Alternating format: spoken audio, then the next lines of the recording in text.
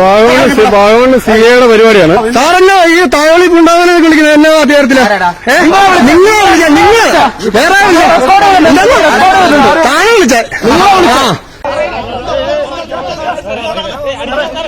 എല്ലാരും കുറെ പേര് ഇടിച്ചു. ആരൊക്കെയാണെന്ന് എനിക്കറിയത്തില്ല. SI റൂമിലും പുറത്തോട്ടും ഇടിച്ചു. എറണാകുളം ഹാർബർ പോലീസ് കസ്റ്റഡിയിൽ മർദ്ദിച്ച പ്രതിയുടെ നട്ടെല്ല് തകർന്നതിന് തെളിവ്. ഹാർബർ സ്റ്റേഷൻ ചുമതലയുണ്ടായിരുന്ന SI സാജൻ ജോസഫ് അടക്കം 3 പോലീസുകാരാണ് പ്രതികൾ. പെറ്റിക്കേസിൽപ്പെട്ടവരെ ജാമ്യത്തിലെടുക്കാൻ പോയ യുവാവിന് പോലീസ് സ്റ്റേഷനിൽ ക്രൂരമർദ്ദനം. തിരുവനന്തപുരത്ത് സ്റ്റേഷനിൽ നിന്ന് രക്ഷപ്പെട്ട പ്രതിയെ നടു റോഡിലിട്ട് മർദ്ദിച്ച സംഭവത്തിൽ 2 പോലീസുകാർക്ക് സസ്പെൻഷൻ.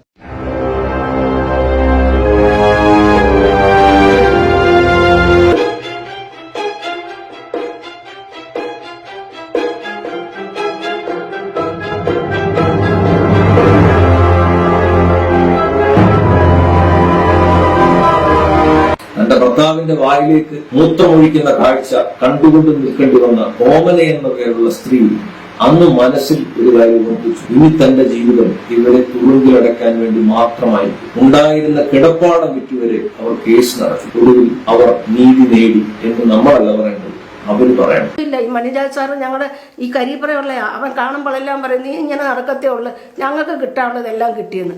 ഇപ്പൊ പൂജപ്പുര കിടപ്പുണ്ട്. പക്ഷേ നമ്മുടെ സർക്കാർ അതിന് കുറ്റം ചെയ്തത്. കാരണം കോടതിയല്ല കുറ്റം ചെയ്തത്, സർക്കാരാണ് തിരിച്ചെടുത്തത്. അതെന്തിനാന്ന് എനിക്ക് അറിയേണ്ട കടമ എനിക്കുണ്ട്. പ്രിവിലേജ്ഡ് എന്നോ അൺപ്രിവിലേജ്ഡ് എന്നോ വ്യത്യാസമില്ലാതെ ജനങ്ങൾ ക്രൂരമായ മനുഷ്യാവകാശ ലംഘനങ്ങൾക്ക് ഇരയാകും. പട്ടികജാതി കമ്മീഷന്റെ കണക്കുകൾ സൂചിപ്പിക്കുന്നത് കമ്മീഷൻ മുമ്പാകെ വരുന്ന പരാതികളിൽ 50% പോലീസ് എടുക്കണമെന്നുള്ളതുമായി ബന്ധപ്പെട്ടാണ്. ഇവിടെ ഉയർന്നു വരുന്ന ഒരു ചോദ്യം, സാധാരണക്കാരനായ എത്ര പേർക്ക് ഇത്തരം വിഷയങ്ങളിൽ നീതി ലഭ്യമാകുന്നുണ്ട് എന്നതാണ്. അതല്ലെങ്കിൽ സാധാരണക്കാരനായ എത്ര പേർക്ക് പോലീസിനെതിരെ നീതി തേടി സമരം ചെയ്യാൻ സാധിക്കും എന്നുള്ളതാണ്. ഓർമ്മ വന്നപ്പോൾ ഭയങ്കര വെള്ളം ദാഹം ചോദിച്ചപ്പോൾ ഈ മണിരാജ് സാറ് എൻ്റെ വായിലോട്ട് പെടുത്താതായിരുന്നത്. പെടുത്താതെ ഞാൻ അങ്ങ് വാ അടച്ച് പിടിച്ചപ്പോൾ വായുടെ അകത്ത് തന്നെ മൂത്രം ഒഴിച്ചിരുന്ന മനുഷ്യനായിരുന്നു ഈ മണിരാജൻ സാറ്. അങ്ങനെ എനിക്ക് ബോധം നഷ്ടപ്പെട്ട് കുറേ ഏതാണ്ട് ഒരു 8-9 മണിയാകുമ്പോൾ ഓർമ്മ വന്നപ്പോൾ അവർ എൻ്റെ പുറത്തെല്ലാം വെള്ളം ഒഴിച്ച് തുടച്ചിട്ട് സാറേ ഇവനെ നല്ല ഉസാറായി സാറേ എന്ന് പറഞ്ഞു. സാറ് അവനെ കെട്ടിയിട ഒന്നുകൂടെന്ന് പറഞ്ഞിട്ട് അവർ എൻ്റെ കാലും കൈയും കെട്ടിയിട്ടിട്ട് എൻ്റെ 2 കൈയിലും 2 പോലീസുകാരിന്ന് ചവിട്ടി പിടിച്ചോണ്ട് എൻ്റെ വായിലോട്ട് ഈ മണിരാജൻ സാറ് കുത്തിപ്പിടിച്ചോണ്ട് കയ്യിലിരിക്കുന്ന സിഗരറ്റ് എടുത്ത് നാക്കെ വലിച്ച് സിഗരറ്റ് തീ വെച്ച് പല ഭാഗത്ത് എന്നെ പൊള്ളിപ്പിച്ച്. പോലീസുകാരൻ്റെ പേര് രാജഗോപാലൻ, 1-ാം പ്രതി. ആ സാറാണെങ്കിൽ അന്ന് SI ആയിരുന്നു, എഴുമണത്തെ SI ആയിരുന്നു. പിന്നെ ക്രൈംബ്രാഞ്ച് DSP ആയിട്ട് കൊല്ലത്തുനിന്ന് പിരിഞ്ഞതാണ്. ആ സാറിൻ്റെ വീട് കൊല്ലത്താണ്. 2-ാമത്തെ സാറിൻ്റെ പേര് പൊടിയനെന്ന. ആ സാറിൻ്റെ വീട് പുത്തൂര മരിച്ചുപോയി. 3-ാമത്തെ സാറാണ് മണിരാജ്. ആ സാറാണ് മൂത്രം പിടിച്ചൊഴിത്ത് കൊടുത്തതും നാക്കെ സിഗരറ്റ് കുത്തിയതും. ഈ രാജോല സാറ് ആ ക്രൈംബ്രാഞ്ചിൽ നിന്ന് പിരിഞ്ഞെങ്കിൽ ആ സാറാ SI സാറായിട്ടിരുന്ന് അടിവയറ്റി ചവിട്ടിയതും കൊല്ലാൻ ഒരുങ്ങിയതും ഈ ചവിട്ടുന്ന എല്ലാം ആ സാറാണ്. പിന്നെ 3-ാം പ്രതി മണിരാജ് സാറും കൂടി ആ നാക്കെ സിഗരറ്റ് കുത്തിയതും മൂത്രം പിടിച്ചൊഴിച്ചു കൊടുത്തതും. 4-ാം പ്രതി ഒരു ബേബിയായിരുന്നു. ആ സാറിൻ്റെ വീട് വെളിയത്താണ്. ആ സാറും ഉപദ്രവിക്കുകയാണ് ചെയ്തത്. ഷർബി എന്നും പറഞ്ഞൊരു സാറിന് നെടുമങ്കാവിലുള്ളയാണ്. ആ സാറും ചവിട്ടി കയറിയാണ് ചെയ്യുന്നത്. ഈ ക്രൂരതമായി കൂടുതൽ ചെയ്തത് രാജോല സാറും മണിരാജ് സാറും ബേബി സാറും കൂടെ ഇത്രമാത്രം ക്രൂരത ചെയ്തത്. എനിക്ക് കേരളത്തിലുള്ള ജനങ്ങളോട് പറയുന്നത്, നിങ്ങളിൽ ആരില്ലായിരുന്നു തെറ്റ് ചെയ്തില്ലേ നിങ്ങൾ മുമ്പോട്ട് പോകണം. തെറ്റ് ചെയ്താലല്ലേ ഉള്ളൂ നമ്മൾ പേടിക്കണ്ടേ. ഞങ്ങൾ എന്താ തെറ്റ് ചെയ്തെന്ന് കേരളത്തിലോട്ട് ഈ പോലീസുകാർ പറയാത്തെന്ത്? ഞങ്ങൾ അത്ര പോരാടി കഷ്ടപ്പെട്ടുകൊണ്ടാണ് ഞങ്ങൾ ഇങ്ങനെ നിൽക്കുന്നത്. ഒരു മനുഷ്യനും ഞങ്ങളെ സഹായിച്ചിട്ടില്ല. പിന്നെ ഞങ്ങളെ സഹായിച്ചെന്ന് പറഞ്ഞാൽ 2 വക്കീലുമാർ, അതൊരു കുടുംബ വക്കീലും ഏഷ്യാനെറ്റിൽ നിന്ന് ഞങ്ങളെ 2013 മുതൽ സഹായിക്കുന്നുണ്ട്. അല്ലാതെ ആരെയും ഞങ്ങളെ സഹായിച്ചിട്ടില്ല. ഞങ്ങൾ ജീവിക്കുന്ന ഞങ്ങളുടെ കിടക്കാരന്മാർ വിട്ടപ്പോൾ ഇപ്പം താമസിക്കുന്ന പഞ്ചായത്തിൻ്റെ വീടാണ്. അതും 2 ലക്ഷം തരാമെന്ന് പറഞ്ഞ് 75,000 രൂപ തന്നുള്ളൂ. ഇനി അതൊന്ന് പൂശാൻ പോലും ആരെങ്കിലും ഭിക്ഷ തരുന്നെങ്കിൽ ഞങ്ങൾ മേടിക്കാൻ കൈ നീട്ടിയിരിക്കുക. അതാണ് ഞങ്ങളുടെ സ്ഥിതി ഇപ്പം. നിക്കീസ് കഫേയുടെ പുതിയ വീഡിയോയിലേക്ക് എല്ലാ പ്രേക്ഷകർക്കും സ്വാഗതം. നിങ്ങൾ നോക്കുന്നുണ്ടാകും 2017 ഹരിയാനയിലെ ഗുരുഗ്രാമിൽ റയാൻ ഇന്റർനാഷണൽ സ്കൂളിൽ നടന്ന കൊലപാതകം. ഒരു 7 വയസ്സുകാരൻ സ്കൂളിന്റെ വാഷ്റൂമിൽ കഴുത്തറക്കപ്പെട്ട നിലയിൽ കിടന്നു എന്നുള്ളതായിരുന്നു അതായത് സംഭവം. ആ വിഷയവുമായി ബന്ധപ്പെട്ട് വലിയ വിവാദങ്ങൾ ഉണ്ടാവുകയും ഒടുവിൽ അശോക് കുമാർ എന്ന അതേ സ്കൂളിലെ ബസ് കണ്ടക്ടർ അറസ്റ്റ് ചെയ്യപ്പെടുകയും ഈ അശോക് കുമാറിനെ പോലീസ് കസ്റ്റഡിയിൽ വാങ്ങിയ ശേഷം ഈ അശോക് കുമാർ തന്നെ മാധ്യമങ്ങൾ മുമ്പാകെ കുറ്റസമ്മതം നടത്തി. അതിൽ പറയുന്നത് ഇപ്രകാരമാണ്: ഞാൻ ആ ടോയ്ലറ്റിൽ സ്വയം ഭോഗം ചെയ്യുകയായിരുന്നു. ഇത് കണ്ടുകൊണ്ട് ഈ കുട്ടി വന്നപ്പോൾ എനിക്ക് എന്റെ സമനില നഷ്ടം. ഞാൻ അവനെ കൊന്നു. കയ്യിലുണ്ടായിരുന്ന കത്തി ഉപയോഗിച്ച് ഞാൻ അവന്റെ കഴുത്തറക്കും. ഈ അശോക് കുമാറിനെതിരെ കേസ് സ്വാഭാവികമായും അതിന്റെ നടപടിക്രമങ്ങളിലേക്ക് പോയി. അഭിഭാഷകർ പോലും അശോക് കുമാറിന്റെ കേസെടുക്കാൻ തയ്യാറായില്ല. സൊസൈറ്റി മൊത്തത്തിൽ ഈ അശോക് കുമാർ എന്ന് പറയുന്നത് എതിരെ തിരിയുന്ന ഒരു കാഴ്ചയാണ്.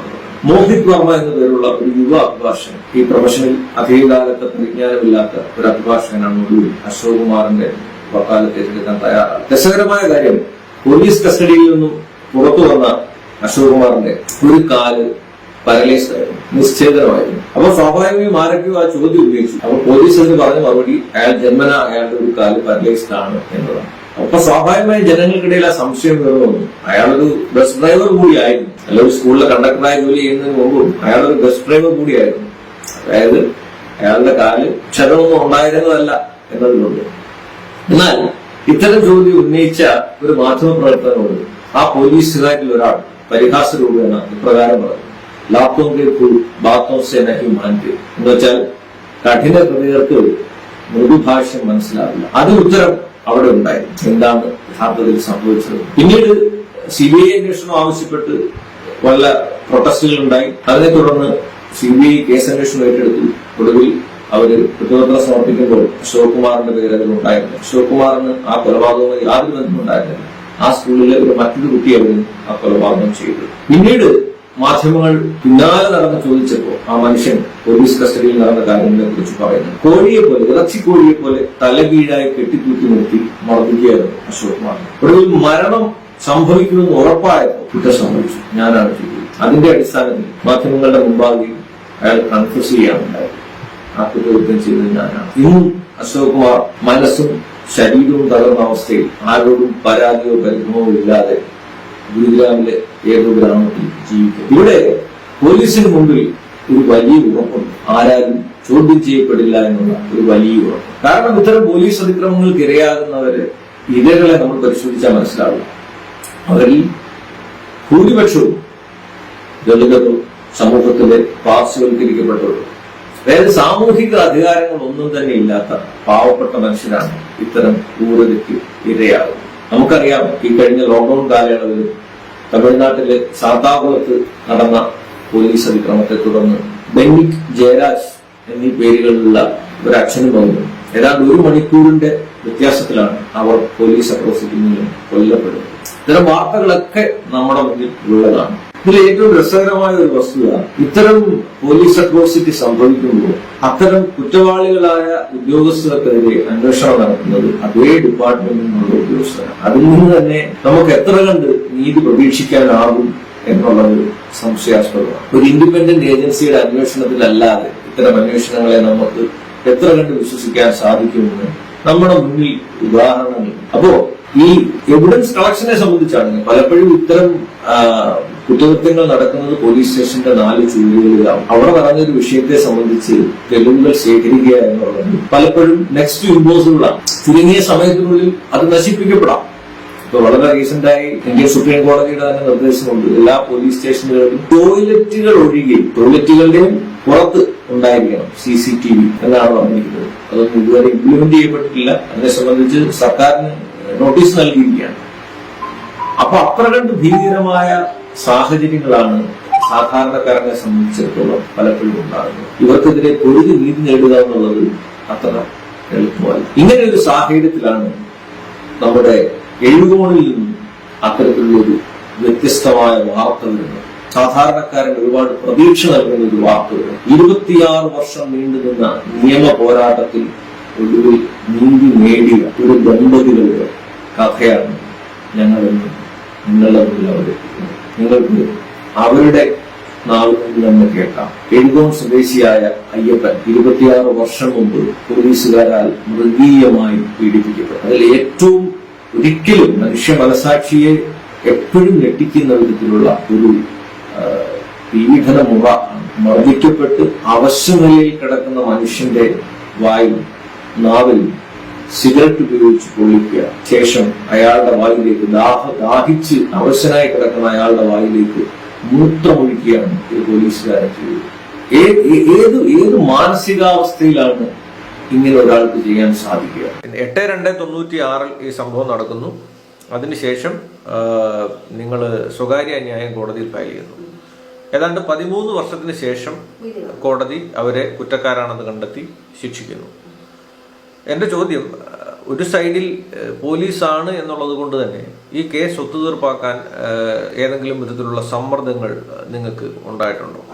2009 കേസ് വിധിയാവുന്നത്, ശിക്ഷിക്കുന്നത് 5 പോലീസുകാരുണ്ടായിരുന്നു. അപ്പോൾ ഒരു പോലീസുകാരൻ മരിച്ചു പോയായിരുന്നു. പിന്നെ 4 പേരുണ്ടായിരുന്നു. അതിൽ ഓരോ വർഷം ശിക്ഷയും 2500 പിഴയുമായിരുന്നു. അങ്ങനെ ആ ശിക്ഷ പറഞ്ഞ് പിന്നെ ഇവർ കൊല്ലം സെഷൻ കോടതി പോയി. അവിടെ 2012 അപ്പീൽ തള്ളി. പിന്നെ അവർ ഹൈക്കോടതി പോയി. ഹൈക്കോടതി പോയപ്പോൾ 2021 ജൂൺ 23 അപ്പീൽ തള്ളി. വീണ്ടും അവർ സുപ്രീം കോടതി പോയി. ജനുവരി 10 അപ്പീൽ തള്ളി. പിന്നെ ഫെബ്രുവരി 5 അവർ കീഴടങ്ങി. ഇപ്പോൾ അവർ പൂയപ്പര സെൻട്രൽ ജയിലിലാണ് കിടക്കുന്നത്. 2009 പിന്നെ സെഷൻ ഈ കൊട്ടാരിക്കര മജിസ്ട്രേറ്റ് കോടതിയാണ് ഞങ്ങളെ പോലീസുകാരെ ശിക്ഷിച്ച് കഴിഞ്ഞപ്പോൾ തൊട്ടേ അവർ ഒത്തുതീർപ്പ് നടക്കുക. ഒത്തുതീർപ്പ് നടക്കാത്തതുകൊണ്ട് 2011 വരെ അവർ വധഭീഷണിയും ഒത്തുതീർപ്പാക്കാനായിട്ട് ആരെല്ലാം വരാം എല്ലാവരും വന്ന് ഞങ്ങൾ ഒത്തുതീർക്കത്തില്ലെന്ന് പറഞ്ഞു. അങ്ങനെ അവർ സെഷൻ കോടതി പോയി. അതിന് കഴിഞ്ഞപ്പോൾ 2011 ഞങ്ങളുടെ അയലത്തൊരു പെൺകൊച്ചിന് പൈസ കൊടുത്തിട്ട് കയറി പിടിച്ചെന്നും പറഞ്ഞൊരു കള്ളക്കേസ് ഉണ്ടാക്കി. അതും ഞങ്ങളെ വെറുതെ വിട്ടു. ഒരു കേസും ഞങ്ങളെ ശിക്ഷിച്ചിട്ടില്ല. എല്ലാ കേസും ഞങ്ങളെ വെറുതെ വിട്ട്. ഈ പോലീസിൻ്റെ കേസല്ലാതെ വ്യക്തികളെ ഒരു കേസും ഞങ്ങൾക്ക് ഇതുവരെ ഇല്ല. ഇന്ന് വരെ വ്യക്തികളെ ഒരു കേസും ഇല്ല. പോലീസുകാരുടെ കേസേ ഉള്ളൂ. പക്ഷേ ഈ പോലീസുകാർ എന്തിനെ ഞങ്ങളുടെ കുടുംബം നശിപ്പിച്ചെന്ന് എനിക്കറിയത്തില്ല. ഞങ്ങളുടെ ദാമ്പത്യവും നശിപ്പിച്ച്, ഞങ്ങളുടെ ജീവിതവും നശിപ്പിച്ച്, ഞങ്ങളുടെ മുതലും നശിപ്പിച്ച്, എൻ്റെ 5 സെൻറ്റ് സ്ഥലവും വിറ്റാൻ ഞാൻ കേസ് പറഞ്ഞത്. ഈ ലോകത്തുള്ള എല്ലാ മനുഷ്യരും ഇത് കേട്ട് മനസ്സിലാക്കണം. നിങ്ങളെ പോലീസ് നശിപ്പിക്കാൻ വന്നാൽ നിങ്ങൾ വിട്ടുകൊടുക്കരുത്. നമ്മൾ മരിക്കുന്നതിൽ കൂടുതൽ ലോകത്തൊന്നും വരാനില്ല. അപ്പോൾ ഈ പോലീസിന്റെ ഭാഗത്തു നിന്നുണ്ടായ ഇതെങ്ങനെങ്കിലും സെറ്റിലാക്കണം എന്നുള്ള പലതരത്തിലുള്ള സമ്മർദ്ദ തന്ത്രങ്ങൾ അവർ പയറ്റി നോക്കിയിട്ടും അതിനൊന്നും തന്നെ നിങ്ങൾ വഴങ്ങുന്നില്ല എന്ന് കണ്ടിട്ട് ഒടുവിൽ വീണ്ടും അയ്യപ്പൻ ചേട്ടനെതിരെ കളവായിട്ട് ചില കേസുകൾ എടുക്കുകയും അതുപോലും പിന്നെ വിചാരണ നടത്തിയ അദ്ദേഹത്തെ വെറുതെ വിടുകയും ചെയ്യുന്ന സാഹചര്യം ഉണ്ടായി. അതിനെക്കുറിച്ചൊന്ന് വിശദീകരിക്കാമോ? ഈ കേസ് ഒത്തീർപ്പാക്കാത്തതുകൊണ്ട് 2011 ആഗസ്റ്റ് 8 വൈകുന്നേരം ഇതുപോലെ ഒരു വണ്ടി പോലീസ് വന്ന് ജോഷിയും സംഘമാണ്. ഒരു വണ്ടി പോലീസ് അങ്ങോട്ട് അന്ന് മാടം താഴെ വെച്ചിരിക്കുക. വസ്തുവൊക്കെ വിറ്റ് കേസ് പറഞ്ഞില്ലേ. പിന്നെ ഒരു മാടം വെച്ച് ഒരു പ്ലാസ്റ്റിക് വെച്ച് കെട്ടിരിക്കുക. അപ്പോൾ എൻ്റെ ഭർത്താവിന് പനിയായിരുന്നു. കൊട്ടാരിക്കര ഗവൺമെൻറ് ആശുപത്രിയിൽ പോയി മരുന്ന് വാങ്ങിച്ച് വന്ന് കിടക്കുക. ഞാൻ ഇച്ചിരി തേയില വെള്ളം ഇട്ട് കുടിച്ചുകൊണ്ടിരിക്കുമ്പോഴാണ് ഒരു വണ്ടി പോലീസ് വന്നിട്ട് അയ്യപ്പൻ്റെ വീട് ആണെന്ന് പറഞ്ഞു. ചാടി ഈ പെരയ്ക്കകത്ത് കയറി എൻ്റെ ഭർത്താവിനെ വലിച്ചു പിടിച്ച് വെളിയിലിറക്കുമ്പോൾ 5 പോലീസുകാരുണ്ടായിരുന്നു. ഇവർ ഒരാൾ മാത്രം ഇറങ്ങിയില്ല, 4 പേരും ഇറങ്ങി. 4 പേരും ഇടിക്കുകയാണ് ചെയ്തത്. ഞാൻ കരഞ്ഞുകൊണ്ട് പുറകെ ഓടിയപ്പം വടിയെടുത്ത് തന്നെ എറിഞ്ഞു. പക്ഷെ എൻ്റെ പുറത്ത് കൊണ്ടില്ല. അപ്പോഴത്തേക്ക് എനിക്ക് ഹാർട്ടിൻ്റെ അസുഖമുള്ളതാണ്. അപ്പോഴത്തേക്ക് എനിക്ക് ഓർമ്മേടായി. പിന്നെ എൻ്റെ അയലുകാരെല്ലാം കൂടെ ഗുളിയെടുത്ത് എൻ്റെ വായിലിട്ട് തന്ന് ഞാൻ കണ്ണു തുറന്നപ്പോൾ എൻ്റെ മോള് അറിഞ്ഞ് പോലീസ് സ്റ്റേഷൻ ചെല്ലുക. ഞാൻ ചോദിക്കുന്നത് ഇതേപോലെ എനിക്ക് വിഷമം കൊണ്ട് ചോദിക്കുക. തെറ്റുണ്ടെങ്കിൽ കോടതി ക്ഷമിക്കുക. എൻ്റെ ഭർത്താവ് ഒരു പെണ്ണിനെ പിടിച്ചെന്നും പറഞ്ഞാൽ പിടിച്ചുകൊണ്ട് പോകുന്നത്. അവർ കോടതി ആരാക്കെങ്കിൽ ഇത്ര ഉപദ്രവം ഉണ്ടാവുമോ? അവർ കൊണ്ടുവന്ന് പോലീസ് സ്റ്റേഷനിൽ കൊണ്ടിട്ട് അടിച്ച് നശിപ്പിച്ച് രാത്രി 11 മണിക്ക് ഇറങ്ങി വിടുക. തറയിൽ നിൽക്കാൻ മേത്ത മനുഷ്യനെ കൊണ്ട് ഞാൻ കൊട്ടാരിക്കര ഗവൺമെൻറ് ആശുപത്രിയിൽ പോയി. അവിടെയും ചികിത്സ തരത്തില്ല. തലയ്ക്കും അവിടെ ചോര വരുമ്പം അവിടുത്തെ ഡോക്ടർ ഹരീന്ദ്രബാബു പറയുക, ENT ഡോക്ടറാണ്, നിൻ്റെ തലയിൽ കൂടെ ഓടയുണ്ടോ ചോര പോലെ. ജമീല എന്ന് പറഞ്ഞ ഡോക്ടറായിരുന്നു ചികിത്സിച്ച്. ഏട്ടൻ ഞങ്ങൾ വയറ്റ് വേനയാണ്, പുറം മൊത്തം വേനയാന്ന് പറയുമ്പോൾ പറയാം, നിനക്കെന്നും പെണ്ണുങ്ങളെ പിടിയല്ലേ ജോലിയെന്ന്. അപ്പം പോലീസുകാർ എവിടെയും ഞങ്ങൾ ചെല്ലാൻ സമ്മതിക്കത്തില്ല. 7 ദിവസം കിടന്ന്. അന്ന് ഞങ്ങളുടെ MLA ആയിഷ പോറ്റിയായിരുന്നു. സാറിനെ വിളിച്ച് ഞങ്ങൾക്കുള്ള ഒരു പ്രവർത്തകൻ, ഒരു വക്കീലുണ്ട് എനിക്ക്, വക്കീൽ വിളിച്ച് പറഞ്ഞു. അപ്പോൾ സാർ MLAക്ക് പനിയാണ്.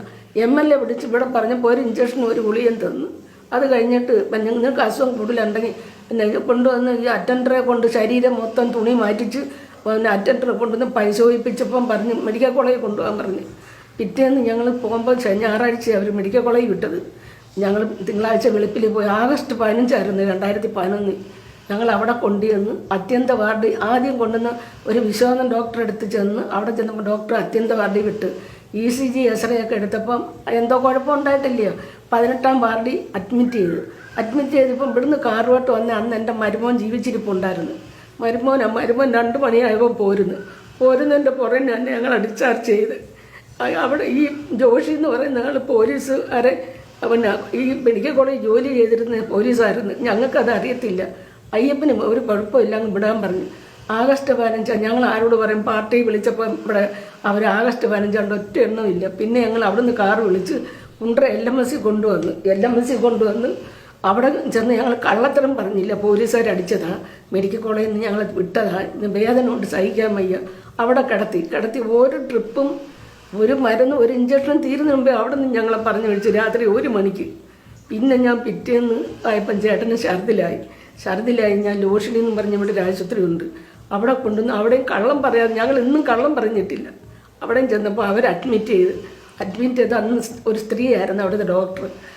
പിറ്റേന്ന് കുട്ടപ്പ ഡോക്ടർ വന്നപ്പോൾ ഇവിടെ പോലീസുകാരൊക്കെ കയറി ഇറങ്ങുന്ന എനിക്ക് കേസിന് വയ്യ വയസ്സാങ്കാലത്തെന്ന് പറഞ്ഞ് അങ്ങനെ അവിടെ നിന്ന് ഡിസ്ചാർജ് ചെയ്ത്. ആ ഡിസ്ചാർജ് ചെയ്യുന്ന സമയം ഞാൻ തിരുവനന്തപുരത്ത് മുഖ്യമന്ത്രിയുടെ അടുത്ത് നിൽക്കുക, ഉമ്മൻചാണ്ടിയുടെ അടുത്ത് എൻ്റെ പരാതി എല്ലാം കൊണ്ട് കൊടുത്തിട്ട് സാറ് പറഞ്ഞ് എല്ലാം ശരിയാക്കാമെന്ന്. പക്ഷെ ഒന്നും ശരിയാക്കിയില്ല, ഞങ്ങളെ ആരും അന്വേഷിച്ചതുമില്ല. പിന്നെ ഇവിടുന്ന് ചികിത്സ കിട്ടാൻ ഞാൻ ഇവിടെ പാങ്ങോട്ടൊരു ആശുപത്രി ഉണ്ട്, രഹസ്യമായിട്ട് കൊണ്ടുപോയി പോലീസുകാരറിയാതെ രഹസ്യമായിട്ട് കൊണ്ടുപോയി തടവിച്ച് 1.5 മാസം അവിടെ കിടത്തി. ഞാൻ പറഞ്ഞ സർട്ടിഫിക്കറ്റ് ഒന്നും വേണ്ട, കാരണം ഞങ്ങൾക്ക് പേടിയാണ്, നിങ്ങൾ ഇവിടെ അഡ്മിറ്റ് ചെയ്തതുപോലും അറിഞ്ഞാൽ ഞങ്ങളെ കൊല്ലാൻ വരുമെന്നും പറഞ്ഞ് അവിടെ നിന്ന് ഞാൻ കൊണ്ടുവന്ന് ഇത്രയും നാൾ ഞങ്ങൾ ജീവിച്ചത്. അതുകൊണ്ട് ഈ 2009 ശിക്ഷ കഴിഞ്ഞതിന് ശേഷമാണ് ഞങ്ങൾക്ക് കൂടുതൽ ദുഃഖങ്ങൾ. ഇന്നും ഞങ്ങളുടെ പുറകെ ആളുണ്ട്. ഞങ്ങൾ എവിടെ പോയാലും എൻ്റെ ഭർത്താവ് ഒരു ദിവസം മരുന്ന് മേടിക്കാൻ ഇവിടെ ഹെൽത്തിലെന്നും പറഞ്ഞൊരു ആശുപത്രിയുണ്ട്, അത് ഇങ്ങോട്ട് വളഞ്ഞ് പോകേണ്ടടുത്ത് പുറകിൽ നിന്നുകൊണ്ട് ആട്ടം വന്ന് ഇടിച്ച് തറയിട്ട് കൈ ഒടിച്ച് അത് ഓപ്പറേഷൻ ചെയ്ത്. കേസിന് പോയാൽ പോലീസുകാർ കേസെടുക്കത്തില്ല. ഈ 2011 ഈ അയലത്തെ പെണ്ണിന് പൈസ കൊടുത്ത് ഈ പ്രശ്നം ഉണ്ടാക്കിയ പെണ്ണിൻ്റെ ആങ്ങളെ വണ്ടി ഇടിച്ച് പൂയപ്പള്ളി വെച്ച് വണ്ടി ഇടിച്ച്. അത് അവിടെ ചെന്നപ്പോൾ അവിടുത്തെ SIക്ക് അത് മനസ്സിലായി. അയാൾ പോയി അന്വേഷിച്ചിട്ട് വന്ന് പറഞ്ഞ് FIR എടുക്കാൻ. ആ കേസ് ഇന്നും വരെ കോടതി വന്നിട്ടില്ല. കേസ് എടുക്കാത്തതുകൊണ്ട് ഞാൻ അജിത എന്ന് പറഞ്ഞൊരു മാഡമുണ്ട് കൊട്ടാരിക്കൽ SP, അവരെ പോയി കണ്ട് അവർ പറഞ്ഞ് കേസ് എടുക്കാൻ CIP കൊണ്ടു കൊടുക്കാൻ പറഞ്ഞു. CIP എല്ലായിടവും കൊണ്ടു കൊടുക്കും, പക്ഷേ ഞങ്ങൾ കൊടുക്കുന്നിടത്തൊന്നും കേസ് എടുക്കത്തില്ല. അങ്ങനെ പിന്നെ ഈ ജോഷിയുടെ പേര് കേസ് കൊടുത്തിട്ട് അവർ പറഞ്ഞ് കേസ് സർക്കാർ ഏറ്റെടുത്തോളം. ഇന്ന് വരെ കോടതി കേസ് വന്നില്ല. മനുഷ്യാവകാശ കമ്മീഷൻ കേസ് എടുക്കാൻ ഓർഡർ ഇട്ട്, അതും 2014 ഇതുവരെ അതും വന്നില്ല. അതുകൊണ്ട് ഇപ്പം ഞാൻ വീണ്ടും ഞങ്ങൾക്ക് ഇനി പ്രൈവറ്റ് കംപ്ലൈൻറ്റ് കൊടുക്കാനോ ഇനി പോലീസിനോട് പയറ്റാനോ ഒന്നും ഞങ്ങൾക്ക് ശക്തിയില്ല. അതുകൊണ്ട് മനുഷ്യാവകാശ കമ്മീഷന് കൊടുത്തിരിക്കുക. അവിടെ നിന്ന് എന്തെങ്കിലും നീതി കിട്ടുന്നെങ്കിൽ കിട്ടും എന്നല്ലേ ഉള്ളു. അല്ല, എനിക്ക് കേരളത്തിലുള്ള ജനങ്ങളോട് പറയുന്നത്, നിങ്ങളിൽ ആരില്ലായിരുന്നു തെറ്റ് ചെയ്തില്ലെങ്കിൽ നിങ്ങൾ മുമ്പോട്ട് പോകണം. തെറ്റ് ചെയ്താലല്ലേ ഉള്ളൂ നമ്മൾ പേടിക്കണ്ടേ. ഞങ്ങൾ എന്താ തെറ്റാ ചെയ്തതെന്ന് കേരളത്തിലോട്ട് ഈ പോലീസുകാർ പറയാത്തെന്ത്? ഞങ്ങൾ അത്ര പോരാടി കഷ്ടപ്പെട്ടുണ്ടാണ് ഞങ്ങൾ ഇങ്ങനെ നിൽക്കുന്നത്. ഒരു മനുഷ്യനും ഞങ്ങളെ സഹായിച്ചിട്ടില്ല. പിന്നെ ഞങ്ങളെ സഹായിച്ചെന്ന് പറഞ്ഞാൽ 2 വക്കീലുമാർ, അതൊരു കുടുംബ വക്കീലും ഏഷ്യാനെറ്റിൽ നിന്ന് ഞങ്ങളെ 2013 മുതൽ സഹായിക്കുന്നുണ്ട്. അല്ലാതെ ആരെയും ഞങ്ങളെ സഹായിച്ചിട്ടില്ല. ഞങ്ങൾ ജീവിക്കുന്ന ഞങ്ങളുടെ കിടക്കാരന്മാരുടെ വിട്ട് ഇപ്പം താമസിക്കുന്ന പഞ്ചായത്തിൻ്റെ വീടാണ്. അതും 2 ലക്ഷം തരാമെന്ന് പറഞ്ഞ് 75,000 രൂപ തന്നോളൂ. ഇനി അതൊന്ന് പൂശാൻ പോലും ആരെങ്കിലും ഭിക്ഷ തരുന്നെങ്കിൽ ഞങ്ങൾ മേടിക്കാൻ കൈ നീട്ടിയിരിക്കുക. അതാണ് ഞങ്ങളുടെ സ്ഥിതി ഇപ്പം. ഈ ഉപദ്രവിച്ച പോലീസുകാരുടെ ഒക്കെ പേരുകളും അവരുടെ സ്ഥലവും ഒക്കെ ഒന്ന് നമ്മുടെ പ്രേക്ഷകർക്ക് വേണ്ടിയിട്ടൊന്ന് പറയാം. പോലീസുകാരൻ്റെ പേര് രാജോവന്, 1-ാം പ്രതി. ആ സാറാണെങ്കിൽ അന്ന് SI ആയിരുന്നു, എഴുമണത്തെ SI ആയിരുന്നു. പിന്നെ ക്രൈംബ്രാഞ്ച് DSP ആയിട്ട് കൊല്ലത്തുനിന്ന് പിരിഞ്ഞതാണ്. ആ സാറിൻ്റെ വീട് കൊല്ലത്താണ്. 2-ാമത്തെ സാറിൻ്റെ പേര് പൊടിയനെന്നാണ്. ആ സാറിൻ്റെ വീട് പുത്തൂര, മരിച്ചുപോയി. 3-ാമത്തെ സാറാണ് മണിരാജ്. ആ സാറാണ് മൂത്രം പിടിച്ചൊഴിത്ത് കൊടുത്തതും നാക്കെ സിഗരറ്റ് കുത്തിയതും. ഈ രാജോല സാറ് ആ ക്രൈംബ്രാഞ്ചിൽ നിന്ന് പിരിഞ്ഞെങ്കിൽ ആ സാറാ SI സാറായിട്ടിരുന്ന് അടിവയറ്റി ചവിട്ടിയതും കൊല്ലാൻ ഒരുങ്ങിയതും ഈ ചവിട്ടുന്ന എല്ലാ ആ സാറാണ്. പിന്നെ 3-ാം പ്രതി മണിരാജ് സാറും കൂടി ആ നാക്കെ സിഗരറ്റ് കുത്തിയതും മൂത്രം പിടിച്ചൊഴിച്ചു കൊടുത്തതും. 4-ാം പ്രതി ഒരു ബേബിയായിരുന്നു. ആ സാറിൻ്റെ വീട് വെളിയത്താണ്. ആ സാറും ഉപദ്രവിക്കുകയാണ് ചെയ്തത്. ഷർബിൻ എന്നും പറഞ്ഞൊരു സാറ് നെടുമങ്കാവിലുള്ളയാണ്. ആ സാറും ചവിട്ടി കയറിയാണ് ചെയ്യുന്നത്. ഈ ക്രൂരതമായി കൂടുതൽ ചെയ്തത് രാജോല സാറും മണിരാജ് സാറും ബേബി സാറും കൂടെ ഇത്രമാത്രം ക്രൂരത ചെയ്തത്. അതിലിപ്പോൾ ബേബി സാറും മരിച്ചുപോയി, രാജോല സാറും മരിച്ചുപോയി. പക്ഷെ ഈ ക്രൈംബ്രാഞ്ച് DSP രാജഗോപാൽ സാർ പിരിയുന്നതിന് മുമ്പ് ഒരു ദിവസമെങ്കിലും ജയിലിൽ കിടത്തണമെന്ന് വിചാരിച്ചാൽ ഞാൻ ഇത്ര കഷ്ടപ്പെട്ടെ. അതിന് മുമ്പ് വലിയ പെൻഷനും ഒക്കെ വാങ്ങിച്ച് സാർ അങ്ങ് പിരിഞ്ഞ്. പിന്നെ നമ്മൾ എന്ത് ചെയ്യാനാ? പിന്നെ എല്ലാവരും പിരിഞ്ഞു പോയി. പിന്നെ ഒരു കാര്യം കൂടെ പറയാൻ നിങ്ങൾ എല്ലാവരും അറിഞ്ഞിരിക്കണം. അത് ഞാൻ പറയാൻ ഓർക്കുന്നില്ല എങ്കിലും പറയാതിരിക്കാനും കഴിയത്തില്ല. കാരണം മൂന്നാം പ്രതിയായ മണിരാജ് സാറിനെ ഞാൻ ഹൈക്കോടതി വക്കീലിനെ വെച്ച് അയാളുടെ സർവീസിൽ നിന്ന് ഞാൻ പുറത്തിറക്കിച്ച് 2015 ജനുവരി 22 അയാളെ പുറത്തിറക്കിച്ച്. അതേ മെയ് മാസത്തിൽ അയാൾ പിരിയണ്ടേ. 2015 മെയ് 30 അയാൾ റിട്ടയർ ആവേണ്ടതാണ്. പെൻഷൻ മേടിച്ച് പിരിയേണ്ട മനുഷ്യനെ 5 മാസം ഉള്ളപ്പോൾ ഞാൻ പുറത്തിറക്കിച്ചു. ആ മനുഷ്യൻ്റെ സർവീസിൽ നിന്ന് ഈ മെയ് 30 കയറ്റേണ്ട പിരിക്കേണ്ട മനുഷ്യനെ അവർ മെയ് 28 നമ്മുടെ സർക്കാർ കയറ്റി ജോലിയിൽ ഇരുത്തിയിട്ട് പിരിച്ച് സെൻഡ് ഓഫ് നടത്തി. അവന് കൊടുക്കാനുള്ളത് കൊടുത്ത്. കേസ് ഇവിടെ കിടപ്പുണ്ട്, കോടതി അറിഞ്ഞിട്ടില്ല. നളിനി നെറ്റോ എന്ന് പറഞ്ഞ ആഭ്യന്തര സെക്രട്ടറിയാണ് ഇവരെ പുറത്താക്കി അവൻ്റെ പെൻഷൻ വരെ പിടിക്കാൻ പറഞ്ഞത്. പക്ഷെ ആരും അറിഞ്ഞിട്ടില്ല. അതിൻ്റെ ഡീറ്റെയിൽസ് വേണമെങ്കിൽ ഞാൻ കൊടുക്കാം ഇവർക്ക്, അതിൽ എനിക്ക് വിഷമമില്ല. പക്ഷേ ഞങ്ങളെപ്പോലുള്ള പാവങ്ങൾ കോടതിയിൽ നിന്ന് ഒരു വിധി വന്നാൽ സർക്കാർ എന്തുകൊണ്ട് തിരിച്ചെടുത്ത് അവർക്ക് പെൻഷൻ കൊടുത്ത് 5 മാസം പുറത്താക്കിയ ഒരാളിനെയെങ്കിലും ഞാൻ പുറത്താക്കാൻ കഴിഞ്ഞപ്പം അതിൻ്റെ ഒരു സന്തോഷം എനിക്കുണ്ടായിരുന്നു. പക്ഷേ ഞങ്ങൾ ആരും അറിയാതെ സർക്കാർ തിരിച്ചെടുത്ത് അവന് കൊടുക്കേണ്ട പണം കൊടുത്തു. അവർക്ക് കൊടുക്കേണ്ട എല്ലാം കൊടുക്കുന്നു, അവർക്ക് കിട്ടേണ്ട അവർ സൂചിക്കുന്നു, ഞങ്ങൾ കഷ്ടപ്പെടുന്നു. അപ്പോൾ അവർ കളിയാക്കുന്നതിന് കുറ്റമില്ല. ഈ മണിരാജ് സാറ് ഞങ്ങളുടെ ഈ കരിപ്പറയുള്ള അവൻ കാണുമ്പോഴെല്ലാം പറയും നീ ഇങ്ങനെ നടക്കത്തേ ഉള്ളു, ഞങ്ങൾക്ക് കിട്ടാനുള്ളതെല്ലാം കിട്ടിയെന്ന്. ഇപ്പം പൂജപ്പുര കിടപ്പുണ്ട്. പക്ഷേ നമ്മുടെ സർക്കാർ അതിന് കുറ്റം ചെയ്തത്. കാരണം കോടതിയല്ല കുറ്റം ചെയ്തത്, സർക്കാരാണ് തിരിച്ചെടുത്തത്. അതെന്തിനാന്ന് എനിക്ക് അറിയേണ്ട കടമ എനിക്കുണ്ട്. അത്ര സുഖകരമല്ലാത്ത കഥകളാണ് നമ്മൾ ഇതുവരെ കേട്ടുകൊണ്ടിരുന്നത്. പക്ഷെ ഇതിൽ നിന്ന് നമുക്ക് പഠിക്കാൻ ഏറെയുണ്ട്. സമൂഹത്തിലെ ഏറ്റവും പിന്നോക്കം നിൽക്കുന്ന സാമൂഹിക സാഹചര്യങ്ങളുള്ള ഒരു കുടുംബത്തിന്റെ കഥയാണ് നമ്മൾ കേട്ടത്. അവർക്ക് അവരുടെ അവകാശങ്ങളെ നേടിയെടുക്കാൻ വേണ്ടി ഇത്ര വർഷം അക്ഷരാർത്ഥത്തിൽ സമരം ചെയ്യേണ്ടി തന്നെ വന്നു. പലതരത്തിലുള്ള പ്രഷറുകൾ അവർക്കുണ്ടായി. കേസിൽ നിന്നും പിന്നോക്കം പോകാൻ വേണ്ടിയിട്ട് ലക്ഷക്കണക്കിന് രൂപ ഓഫർ ചെയ്ത സാഹചര്യങ്ങൾ വരെ ഉണ്ടായി. അവിടെ നിന്നും പിൻവാങ്ങാതെ നിശ്ചയദാർഢ്യത്തോടുകൂടി അവർ നിന്നു. അതുകൊണ്ട് ഒടുവിൽ അവർ നീതി നേടി. അയ്യപ്പന്റെ കേസിനെ സംബന്ധിച്ച് പറയാനുള്ള മറ്റൊരു പ്രധാനപ്പെട്ട കാര്യം ഈ കേസിലുണ്ടായ കേരള ഹൈക്കോടതിയുടെ ഒരു വിധിയാണ്. പോലീസ് ഉദ്യോഗസ്ഥർക്കെതിരെ, പൊതുവിൽ പബ്ലിക് സർവൻസിനെതിരെ ക്രിമിനൽ കേസുകൾ ഫയൽ ചെയ്യുമ്പോൾ ക്രിമിനൽ നടപടി നിയമത്തിന്റെ 197 വകുപ്പ് പ്രകാരമുള്ള ഒരു പ്രൊട്ടക്ഷൻ അവർക്ക് ലഭിക്കാറുണ്ട്. അതായത് വെക്സേഷ്യസ് ആയിട്ടുള്ള, മനഃപൂർവ്വം വരെ ബുദ്ധിമുട്ടിക്കാൻ വേണ്ടിയിട്ടുള്ള കളവായ പരാതികളിൽ നിന്നുമുള്ള സംരക്ഷണമാണ് സത്യത്തിൽ ആ ഒരു പ്രൊവിഷൻ, ആ ഒരു വകുപ്പിന്റെ ഉദ്ദേശം. അപ്പൊ അത്തരത്തിലുള്ള ഫ്രിവലസ് ആയിട്ടുള്ള കംപ്ലൈന്റുകളിൽ നിന്നുമുള്ള പ്രൊട്ടക്ഷൻ എന്നുള്ള നിലയ്ക്കാണ് ഈ ഒരു പ്രൊവിഷൻ നമ്മുടെ ക്രിമിനൽ നടപടി നിയമത്തിൽ ഉൾപ്പെടുത്തിയിരിക്കുന്നത്. എന്നാൽ കേരള ഹൈക്കോടതി അയ്യപ്പന്റെ കേസിൽ പറഞ്ഞു ഇത്തരം പ്രൊട്ടക്ഷൻ ഒരിക്കലും പോലീസ് അട്രോസിറ്റി നടത്തുന്ന, അതല്ലെന്നുണ്ടെങ്കിൽ ഇത്തരം കുറ്റകൃത്യത്തിൽ ഏർപ്പെടുന്ന ഉദ്യോഗസ്ഥർക്ക് ലഭിക്കില്ല എന്ന് പറഞ്ഞത് വളരെ നിർണായകമായ ഒരു വിധിയാണ്. തീർച്ചയായിട്ടും അയ്യപ്പന്റെ കഥ നമ്മളെ പഠിപ്പിക്കുന്നത്, അല്ലെങ്കിൽ നമുക്ക് പ്രചോദനമാകുന്നത് ഇപ്രകാരമാണ്. നിങ്ങൾ നേരിടുന്ന മനുഷ്യാവകാശ ലംഘനങ്ങൾക്കെതിരെ, നിങ്ങൾ നേരിടുന്ന അവകാശ ലംഘനങ്ങൾക്കെതിരെ ഏതറ്റം വരെയും സമരം ചെയ്യാൻ ഒരുപക്ഷെ സമൂഹത്തിന്റെ വളരെ പിന്നോക്കം നിൽക്കുന്ന, അല്ലെങ്കിൽ ഇത്തരത്തിലുള്ള അതിക്രമങ്ങൾക്ക് ഇരയാക്കുന്ന ആളുകൾക്ക് ഒരു മാതൃകയാണ് അയ്യപ്പൻ. അപ്പോൾ തീർച്ചയായും നിങ്ങൾക്ക് ഇത്തരത്തിലുള്ള പ്രശ്നങ്ങൾ ഉണ്ടാകുമ്പോൾ നിങ്ങൾ നിയമത്തെ ആശ്രയിക്കുക. തീർച്ചയായിട്ടും നിങ്ങൾക്ക് നീതി ലഭ്യമാകും. മറ്റൊരു വീഡിയോയുമായി കാണുന്നതുവരെ നമസ്കാരം. Thank you.